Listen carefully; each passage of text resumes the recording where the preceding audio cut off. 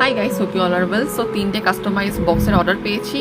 তো প্রথমত বলতে চাই, ব্লিঙ্কিট পেপার তো মনেই আছে, সেই ব্লিঙ্কিট পেপারের কাটআউটসগুলো আমি ইউজ করে থাকি। তো প্রথমজন বলেছে আমাকে এই অ্যাক্রিলিক ওয়ার্কের উপর এই কোস্টারটা সে নিজেই পছন্দ করেছে, তো আমি সেইভাবে অ্যাড অন করেছি একটা ফ্রিডা কালো ম্যাগনেট এবং একটা ফটো ফ্রেম ম্যাগনেট চেয়েছে ফ্লোরাল ডিজাইনের মধ্যে এই শেপটা।